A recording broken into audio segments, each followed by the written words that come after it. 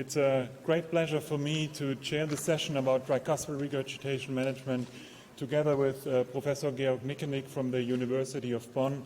The tricuspid valve, as you know, has long been forgotten, and in fact much of it is really unknown to us. So the objective of this session will be to increase our understanding of tricuspid regurgitation and thereby hopefully to be able to improve diagnosis and management of these patients.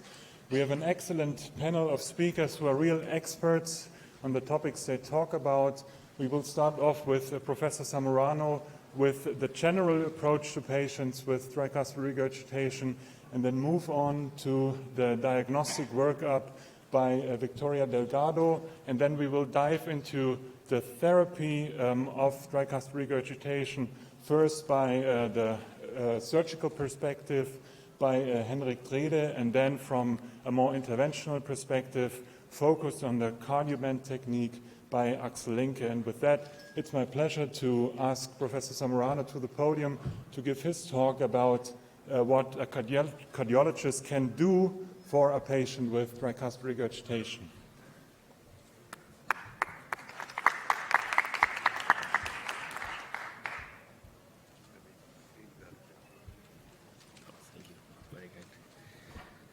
Thank you, Volker, dear friends. I'm very happy to be here with you, and well, I have only 6 minutes, so I will go directly to the core of the thing. So what can we do? 3 things. The first thing is to be aware of the problem and know its clinical implications. So tricuspid regurgitation, we know that is quite frequent and increase with age. And in fact, in a study that we did in more than 30,000 consecutive patients which entering in the echo lab, we can see that at least moderate TR was present in 6%. So it's quite frequent. Secondly, it's really impacting in the prognosis of our patient. In fact, you have almost 2 times fault risk increase of the incidence of all-cause mortality, 2.5 increase in cardiac mortality, 1.7 increase in heart failure hospitalization. And in fact, if you see, even mild TR is impacting in the life of our patient. Second thing, second minute. So we need to be very accurate in our diagnosis.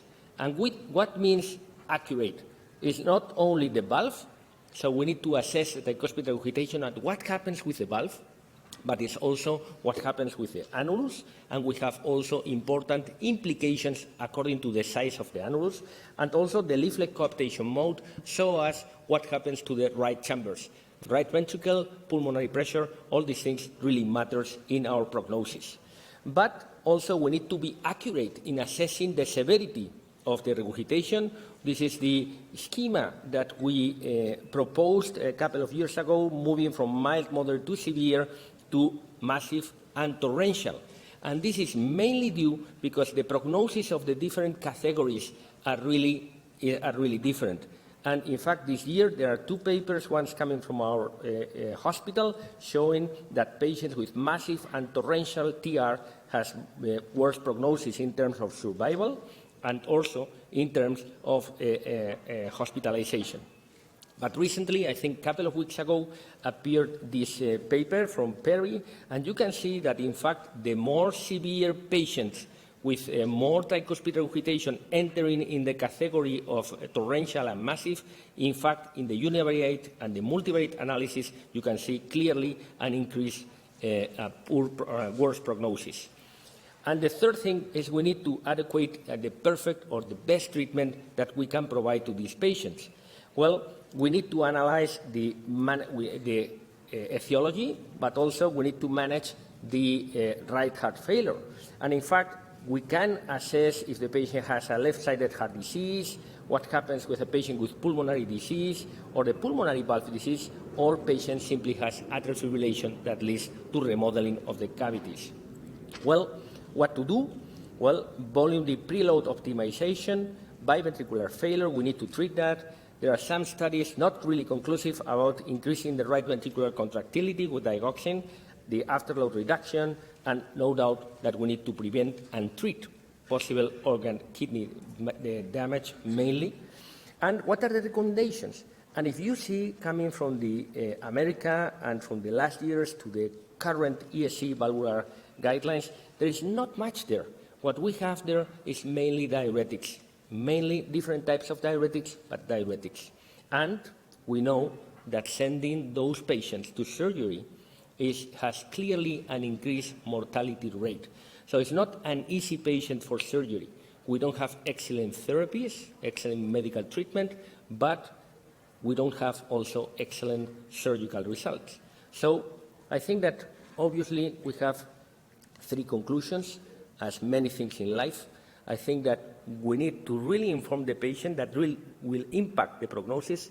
Second, we need clearly to be accurate in the diagnosis, and it's not easy. I'm sure Victoria will go deeper here. And third, we have medical treatment, and we have not excellent results in surgery. This means that we should treat and we should find new ways of treatment in these patients. Thank you very much.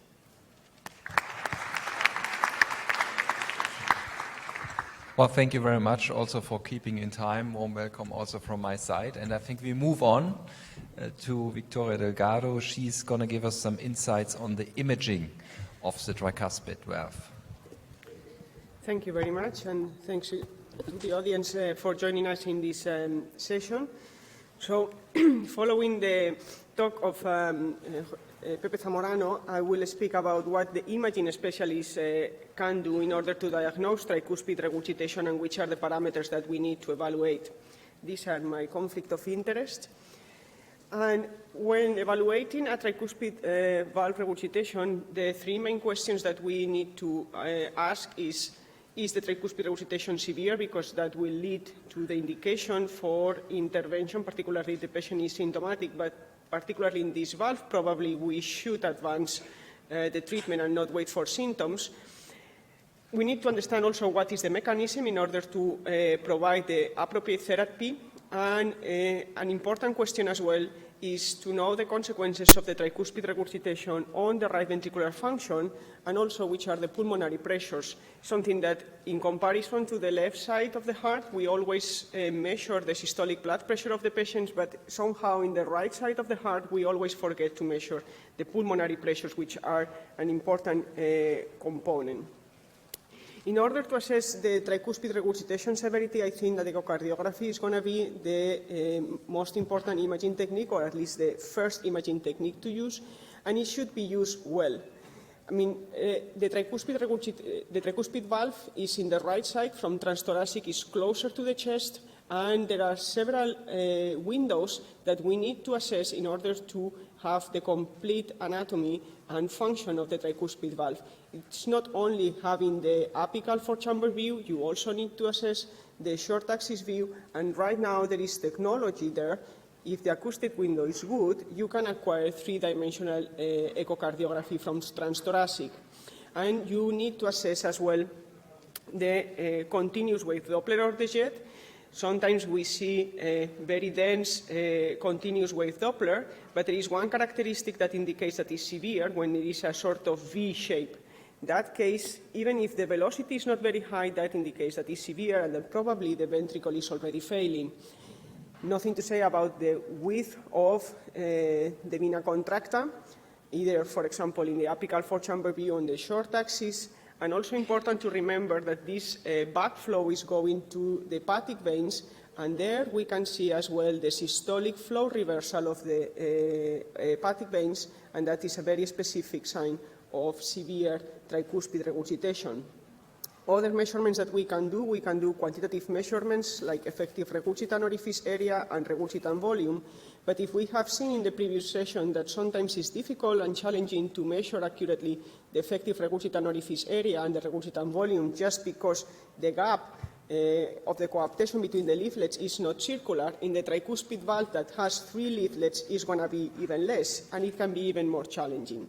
And remember always that the guidelines recommend to assess the consequences of the regurgitation on the right ventricle and the right atrium and inferior vena cava. Then it's important to know which are the different types of tricuspid regurgitation that we have. So the mechanism, it could be that it's primary tricuspid regurgitation because it's a damage of one of the leaflets. It could be that is dilatation of the right ventricle causing a dilatation of the tricuspid annulus and tethering of the leaflets and causing the malcoaptation of the leaflets, or in patients, for example, that have atrial fibrillation, chronic atrial fibrillation, we can see an isolated dilation of the right atrium principally, and that will cause a dilatation of the annulus, causing as well tricuspid regurgitation. Here are some examples. In this case, for example, is an endocarditis of the tricuspid valve. You can see here the huge vegetation. In this case, we'll need interventions, a surgical intervention. But we can have secondary tricuspid regurgitation caused because of left ventricular and right ventricular remodeling. This you can see that the right ventricle is dilated and also not functioning well. The right atrium is somehow dilated, but not that much. But you can see that there is a wide gap of coaptation between the leaflets. And then you can see this one where the predominantly part that is dilated is the right atrium, and you can see that there is no coaptation between the leaflet, causing severe tricuspid regurgitation. An important sign here, compared to the other one could say that this one is less severe than the other. Be careful, because this atrium is pretty large, and you see an important gap between the two leaflets. It's important to measure the tricuspid annulus, and this is very much discussed because there is a cutoff value that is 40 millimeters to decide whether we perform a tricuspid valve annuloplasty in patients that undergo for surgery of the left-sided heart. But in this case, sometimes it's better to measure on 3D because we have the 3D view of the tricuspid annulus and the maximum and the minimum diameter. It's also important when we are thinking on performing therapies, transcatheter therapies of the tricuspid annulus, because we see as well, for example, on CT, the correlation between the right coronary artery and the annulus. So in this case, CT is key to plan the procedure. And important as well to assess the right ventricular function and the pulmonary pressures. How to assess the right ventricular function? The gold standard is cardiac magnetic resonance, but sometimes it's not accessible, or the patient has leads in the pacemaker leads in the right ventricle, and it's difficult to acquire good images. We can measure on echo, for example, the TAPSE or the fractional area change. We can also measure the longitudinal strain, and in that case, we have seen that right ventricular strain is more sensible than fractional area change or TAPSE to select or to identify the patients with poor systolic function of the right ventricle. And as I said before, important to measure the pulmonary pressures. When there is a severe tricuspid regurgitation and right ventricular dysfunction, sometimes on echo it can be misleading. In that case, for particular patients, for example, undergoing LVAD implantation, it's important to perform a right catheterization, but in patients with not such an advanced stage, magnetic resonance can also help to measure the pulmonary pressures. So in conclusion, in this table, I just summarize how we can use the imaging techniques to answer the different questions that we have, whether it's anatomy, so is the tricuspid valve normal, how is the annulus, the leaflets, papillary muscles. In that case, echocardiography and, if possible, 3D will be the imaging to follow, plus CT and CMR. Right ventricular volumes and geometry, as well the same imaging techniques, and anatomical relationships, particularly the right coronary artery, when we are thinking about transcatheter annuloplasty, in this case CT. When there is function for tricuspid regurgitation, echocardiography of CMR, right ventricular systolic function, echocardiography of CMR, and for pulmonary hypertension, echocardiography, magnetic resonance, or right catheterization. Thank you very much for your attention. Thank you very much for this excellent talk. We have time for a few questions. Are there questions from the audience? If this is not the case, Professor Zamorano, you gave an excellent talk about the general approach to these patients. And we have seen that it is difficult to assess two things that are essential for the management of these patients, and that's right ventricular function and pulmonary hypertension. And there are many pitfalls to the assessment of these two issues. So could you summarize what in your view is important? Yeah, exactly. This is, and those are crucial for the prognosis information. So I think that for the right ventricular function, there are two possible to optimize our information. This is MR or 3D echo. So it should not be assessed only with 2D echo because you have a lot of possible pitfalls in the technology itself. And related to the pulmonary hypertension, I think that in most of the cases, I think we should go to invasive measurements just to clearly see what is the prognosis of such hypertension. Just for diagnosis or for planning of treatment? For planning of treatment. When would you consider a patient not being a candidate for sole medical treatment, but that you should decide on a surgical or an interventional approach? What would be your cutoff? What is your threshold, and what are the parameters? Yeah, well, in fact, I think that we are treating the patients late. This is my personal perception there. So when we have a clearly right ventricular dysfunction or right ventricular failure, simply it's too late. And then I think we should treat earlier. And this is why talking about a patient with severe is different from massive and is different from torrential TR. And this is what has been shown in the recent papers that I've shown. So I think that we should treat earlier. This means from moderate to severe. I think is the way to improve the prognosis of the patients. Victoria, question to you. I was missing this scaling, this Becky-Hahn scaling from severe to massive torrential as just quoted by people. What is your thoughts on this? Do you think it is helpful for the clinical practice, or is it just for study conducts important? I agree with Pepe that actually we should avoid to arrive to massive and torrential. And we should diagnose the patients earlier. So one of the things is that tricuspid regurgitation, severe tricuspid regurgitation patient doesn't have many times symptoms or have very vague symptoms. And we are less and less trained to listen the heart, and we don't hear a murmur. I wonder if, for example, using a sort of ultrasound, pocket ultrasound to check how is the regurgitation could help in order to have an early look of how the tricuspid valve looks like and refer for a more advanced echocardiography assessment where you see all the views and you can have the entire assessment of those patients. But I think that seeing a tricuspid regurgitation and considering that it's not a problem because maybe with diuretics it appears, is not enough. Okay, thank you very much. I think we have to move on in the interest of time, and Hendrik Trede will tell us what a surgeon can do to treat tricuspid regurgitation. Hendrik, thank you.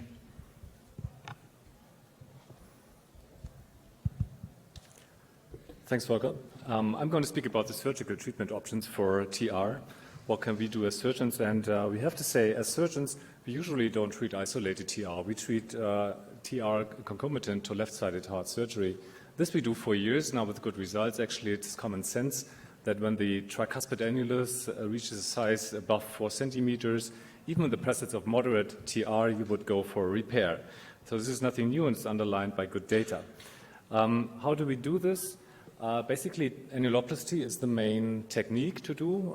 There are various ways of doing annuloplasty. For many years, it has been done in a suture-based fashion, the De Vega suture annuloplasty, but more or less within the last years, the ring annuloplasty has taken over, and ring is not ring again. There are flexible rings, there are 3D-shaped rings, there are flat rings, and basically I would say that the majority of surgeons today use these kind of 3D-shaped, semi-rigid or rigid rings to repair a valve.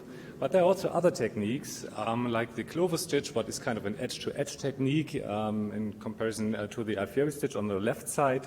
There's the K-plasty, what is basically a bicuspidalization of the valve. Another technique would be the double orifice that has been promoted by the Berlin group for quite some years. That is an annulus-to-annulus suture, basically. And a technique that needs more attention in my eyes and that we should do more often is leaflet augmentation to achieve a better coaptation surface for the tricuspid valve. And funny enough, most of these techniques, or some of them at least, are now imitated by interventional techniques, what may not necessarily have a better result than surgical technique itself had at the time. When you look at the outcome of such surgical repair techniques, it became clear that the De Vega suture is not associated with the best results. We go more for, as I said, for the semi-rigid or rigid rings, 3D shaped over the long term of all the repair techniques. This had shown the best outcome. But of course, there are patients who are not suitable for annuloplasty. Those are patients that come with the leaflet tethering. It's again similar to the mitral valve somehow. So for these patients, you need different techniques because the outcome would not be good. We need alternative surgical options, and of course, tricuspid valve replacement would be an option. It's not done very often. What I would rather prefer in such a situation is a leaflet augmentation. Then again, in combination with an annuloplasty, this may achieve better results here. So there are some things we know as surgeons. We know that TR is bad. We heard about in the first previous talks. It should be fixed definitely at the time of left-sided surgery, and it's been done on a regular basis. Threshold here is a TVR annulus size measurement of 4 centimeters or larger. Should be done with semi-rigid or rigid rings in 3D shape, and with leaflet augmentation if functional TR with severe tethering is in place. So at this stage, the TV is no longer forgotten. But what about isolated TR? This is a totally different story. I think we should discuss, first of all, how we do this, because we learned from paper that a mortality rate in these cases of 8 to 10% is not acceptable. I think isolated tricuspid repair should be done differently. It should be done minimally invasive, fully endoscopic, and at the beating heart. And I see this as a possibility to really bring down the invasiveness of the procedure substantially. And I'm convinced that we might see better results over time with this. The clear difference is here that you do not have cardiac arrest, what is, especially on the right side of the heart, an important thing to do. Patient is, of course, on heart-lung machine, but the heart is beating during the procedure, and the heart-lung machine may even be helpful in terms of afterload mismatch. If there is such a thing as afterload mismatch, it could help you to wean the patient on the longer run, even by the use of ECMO for a couple of days, to give the right ventricle some time to adapt to the new situation. And I think this is a totally different story. Unfortunately enough, there's kind of a surgical conundrum because the data we have on these kind of techniques is only single-center data. It's not core lab adjudicated. There's no GSMB. We definitely have a need for randomized trials also on the surgical side. Isolated TV surgery is done in a very few cases only. This is 1.5% of all the isolated valve surgeries done in my country. What is a number that we should potentially increase in the future, because I think this holds quite some promise. So again, it's no longer forgotten. I spoke about these things, but I think that minimally invasive beating heart repair holds really promise to decrease the surgical risk for isolated tricuspid repair. There is a lack of randomized trials, and this is why I keep on proposing that we should do a prospective randomized trial comparing minimally invasive beating heart tricuspid valve repair with transcatheter tricuspid valve repair and with best medical treatment. Only then we find out which way is the best to go for our patients. Thank you. Thank you very much, Hendrik. Axel Linke is the next one, and he's going to tell us something about the interventional options we do have in patients with TR. Please. Yeah, thank you.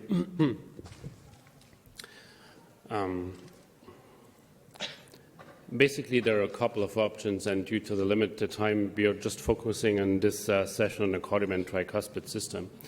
So basically, those figures illustrate in movies how to do the procedures. You're gaining transfemoral access through the femoral veins. Then you have an implant catheter and a guiding catheter that you're going to advance into the right atrium, and both of them are steerable. The distal end of the catheter is parked into this footstand. And what you do next is you have an implant that is supposed to run across the tricuspid annulus. So you're starting to release a little bit of the implant close to the aortic root, and then you're drilling in the anchors to secure the band. And you do this piece by piece by piece, and depending on the annulus of the tricuspid annulus, there are a couple of different bands, in a total 6 that you can implant. After you have drilled in all of the anchors, there's a nitinol wire running through the implant, and at the end of the procedure, you are chinching the annulus real time, and you can assess the effect based on your chinching. So the TRI-REPAIR study was a single-arm, multi-center prospective study that evaluated the performance and the safety of the Cardioband tricuspid system for the reconstruction of pathological tricuspid valves. It's important to have a look at the inclusion criteria, which were patients with functional tricuspid regurgitation grade 2 to 4 on a scale up to 4, so it's moderate to severe, with an annular diameter of more than 40 millimeters and a systolic pulmonary pressure below 60 millimeters of mercury. They all had to be symptomatic. They had to be on optimal medical therapy. The left ventricular ejection fraction had to be above 30%, and the local heart team had to agree on the treatment. Due to the sake of time, not going through the exclusion criteria, but basically this is a sustained annular reduction that you can see after Cardioband placement. At baseline, the annular diameter, septal-lateral diameter was 44 millimeters, and due to Cardioband placement, the annular diameter went down to 37.5 millimeters, and these effects were stable throughout 1 year. So there is no late dilatation again. This is TR severity at baseline, at 30 days, and at 1 year. As you can see, 50% of the patients before the treatment had either massive or torrential TR. At 30 days, almost 80% were left with mild or moderate TR. And these results are almost sustained at 1 year. As you can see here, 66% still were left behind with mild to moderate TR. There's a little bit of deterioration in some of the patients over time. This is another echo parameter you are familiar with. This is the PISA arrow. And as you can see, the values at baseline were 0.7 square centimeters. And due to Cardioband placement, there was a 49% reduction. And the vena contracta was reduced by 30% as well, up to 1 year. The reduction of TR is one thing, the improvement in symptoms is the other thing. So what you can see here is a 6-minute walk test and a KCCQ score. As you can see from baseline to 1 year, there is almost 50-meter increase in walking distance, and there was an increase in KCCQ score by almost 20 points up to 1 year. Survival rate is shown here.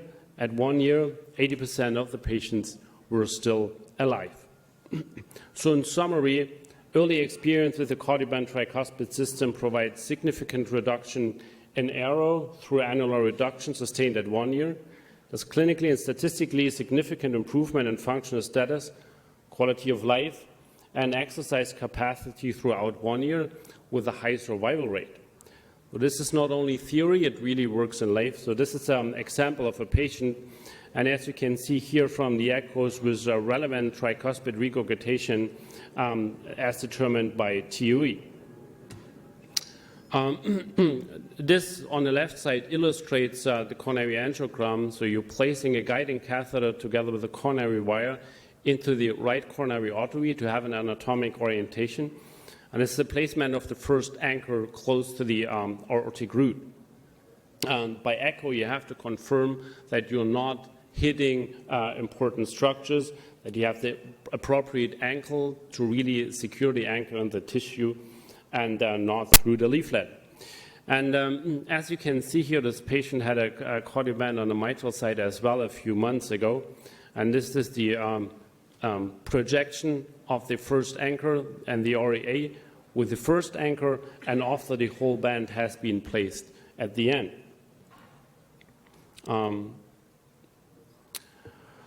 There's effective reduction in annular diameter, as you can see here. This is after placement of all 17 anchors through the band.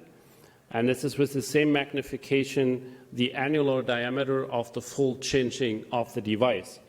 As you can see here, despite of this cinching, there's no affection of the RCA in this case, which is always a critical issue.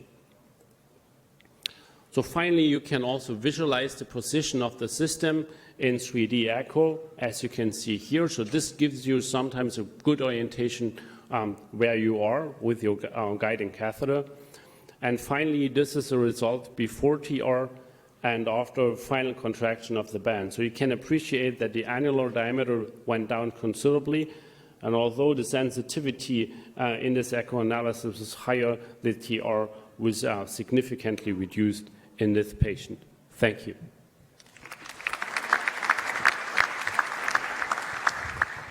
Thank you very much. So we're completely enthusiastic about the speakers that despite the short time, they're completely in time. We have a lot of time for discussion. So it's time for you also to ask questions. If there are any, you're more than welcome. Yeah, please go ahead. One of our main difficulties is assessing in these patients the degree of right ventricular dysfunction. So I would like to know if there's any guidelines as to what constitutes mild, moderate, or severe RV dysfunction, or mild, moderate, or severe RV dilatation. Do you have any cutoff points to use? Yeah, that's a very important question. So the European and the American guidelines on echocardiography provide several measurements. You need to be aware of how to calculate it. One is the fractional area change, which is below 35% will be significant dysfunction of the right ventricle. The other one is the TAPSE, below 17 millimeters. And the other one is using tissue Doppler imaging, measuring the velocity of the tricuspid valve annulus that needs to be at least 6 centimeters per second or more. These will be the parameters. Preferably, you should use 3D echocardiography, because that can give you the measurement of the right ventricular ejection fraction. But sometimes the acoustic window is not that good. This is why we consider CMR the gold standard for that.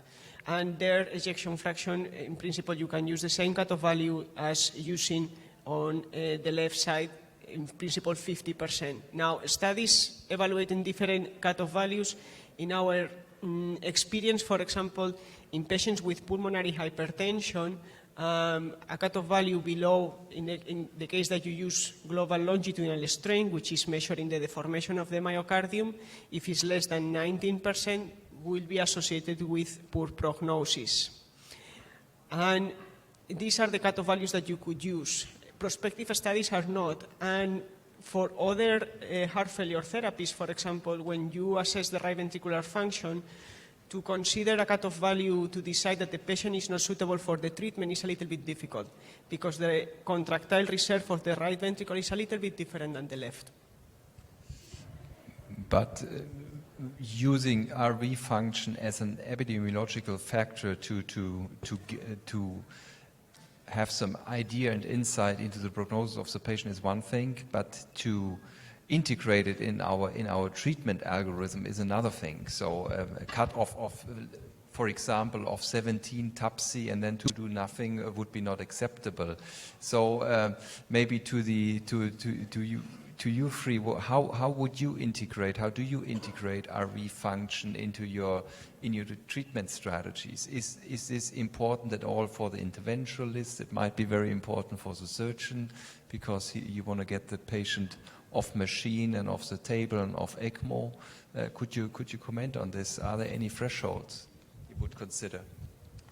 Yeah, honestly, we have to have a close look at this, because the worst thing that can happen in the OR is that you cannot wean off bypass.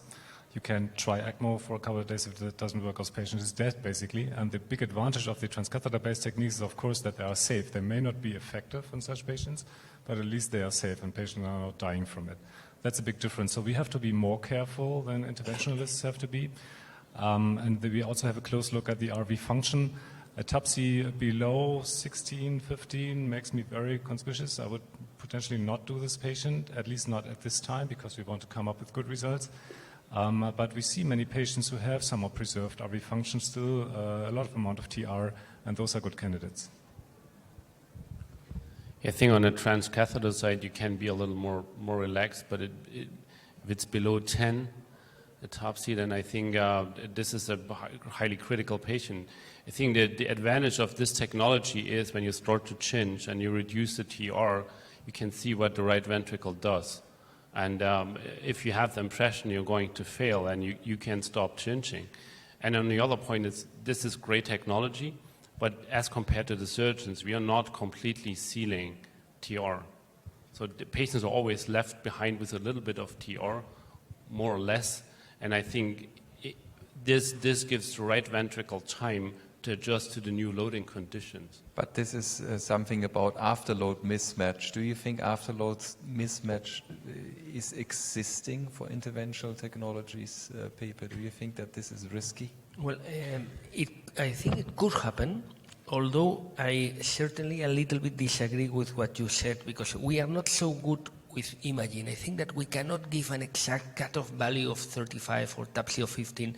I think that what we need is a prospective study with a score that includes all these things, and then we know exactly what will happen even with mismatch after. No, I'm completely with you. It's just, when you're, faced to treat a patient, you have to come up with some kind of mind what the risk you're taking into account as an interventionalist is. And if right ventricular function is really poor, then, the risk is excessive. But I would be more liberal than Hendrik would probably be for surgical intervention. You would have to differentiate even in those patients between palliation, so that you lower the symptomatic load of the patient on one hand, do anything for outcome. We don't know anything about outcome, to be honest, in this situation, so we have to do these trials. But if you have a very safe procedure and you are not taking the patient at risk, and you showed the data of the dry repair study and the peri-procedural risk is extremely low, then you can give it a shot just for palliation, right?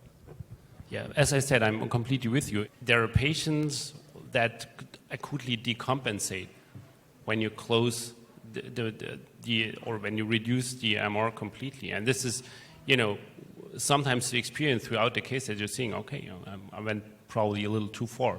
And the similar things we're going to see, I'm afraid, when we treat more and more patients with TR, but we are learning from those studies. I'm completely with you. The patients do not have option, and, we can just improve the situation.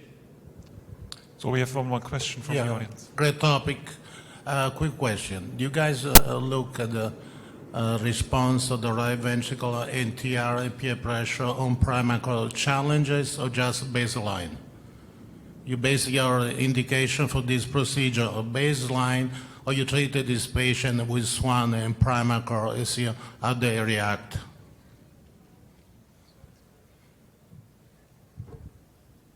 That's a very important question.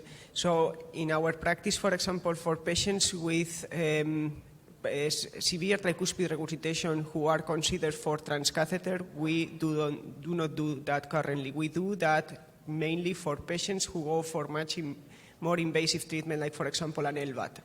Because there you know that if the right ventricle is not really coping well, and it has been said, I think that Dandel has one of the largest series with LVADs. One of the parameters that many people think is that if your ventricle can raise a pressure based on the tricuspid regurgitation continuous wave Doppler signal above 35, that right ventricle is good, but it's not always the same, and you can have surprises. And there, in those cases, a challenge could be helpful to understand which are the patients who will be developing later on right ventricular dysfunction after implanting an LVAD. But for these patients, we don't do right now. In my center, I think just a quick answer, within the studies we didn't do that at all. Within all the studies I'm aware of, and I don't think that it is necessary if you have a very safe procedure. If you are talking about surgery and losing the patient, it might be a different situation. Just one more comment to pulmonary hypertension, because that could be tested too.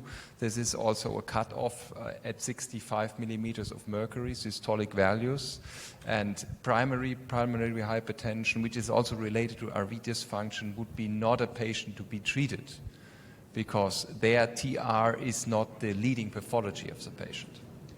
There's another question. We are talking about 21 patients. What is the experience worldwide up to now? And the second question, very short, I haven't heard anything about complication. Procedural. So far the total experience is 100 cases with Cardioband tricuspid, and luckily complications rates are really low. obviously, as we have seen, great efforts are made to avoid interference with the RCA, and there is interference with the RCA, but it is mostly benign. Also, there have been patients with perforation that could be handled with covered stents. To be very clear, there had been two deaths within the first 30 days within the TRI-REPAIR study. There were additional mortalities in the course of the study because there was a very sick patient group. One was related to the procedure probably due to RCA perforation. The other patient died because of intracerebral hemorrhage, because patient was on oral anticoagulation for AFib, so not related at all. So it seems to be very safe, and that was one of the first patients we treated. So very early experience. And I think one has to keep in mind this is a relatively young technology, and everybody is very picky with regard to patient selection, not to stretch the limits too much at the beginning. So when we grow experience, there might be more patients applicable to the therapy, and through this process we are going to learn. Maybe another question. Whoever picks it, what would be the ideal candidate for a cardioband implantation, or what would be not so ideal, anatomical wise, comorbidity wise? I mean, we've talked about the RV function, but besides this, I think obviously the annulus should not be too dilated, because then the band is just too short, and you want to achieve the effect. And the RCA should not too much in proximity of the annulus, because when you drill in the anchors, you could hurt the RCA. And the other point is, when you cinch at the end, you might induce kinking of the RCA and coarse stenosis. I think these are not ideal candidates. There's too much tethering. It's probably also not going to work. And as I said, if TR is a consequence of a pulmonary disease, then this is not going to work out. And the leaflets have to be intact. And we have to see over time if maybe combined strategies like combining a cardioband with an edge-to-edge repair technique is for some patients a treatment option. But as I said, we are very early phase of understanding the procedure itself and the consequences. Hendrik? I think you said everything about this, so that's fine. So maybe one more practical question to patient selection. I mean, we have briefly alluded to the difficulties of imaging we have during these procedures. So maybe, Victoria, during screening, are there any tips you can give us how to not run into these problems at this point already? I think that careful evaluation of the tricuspid valve anatomy and severity of the tricuspid regurgitation with echocardiography is key, and CT is very important to know the position of the right coronary artery and relative to the annulus, and to accurately measure the tricuspid annulus.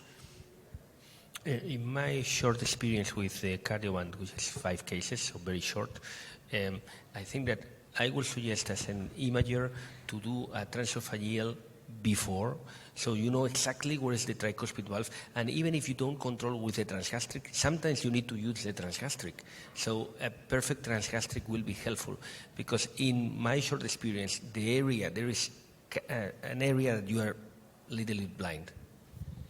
Yeah, I would also you need to do a TOE up front in order to also plan the procedure, and I can only advocate you to have the patient flat on the back also in the TOE lab, because he's going to be in this supine position for a couple of minutes during the procedure in the cath lab.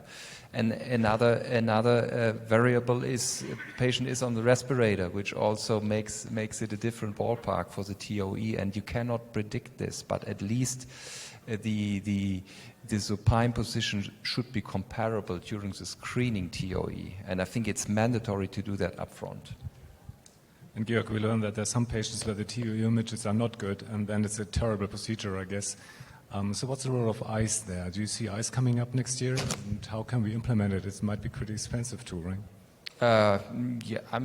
That's a matter of negotiation, the prices, the expenses, but so far we had only this 2D, this 2D poor people eyes available, but now there is 3D eyes available. They still don't have CE mark. They think they have it in Q1 in 2020 in Europe, and there we have a 90 by 50 degrees volume, and this will help to orient ourselves with the ICE machine in the heart. And as I talk to some American colleagues, they've been using it quite a bit. It seems to be very helpful. I think we have to stop. We are done. Thank you very, very much to all the speakers for the excellent job, to my co-chairman Volker, and to you for your attention. And I wish you a very successful onward convention. Thank you.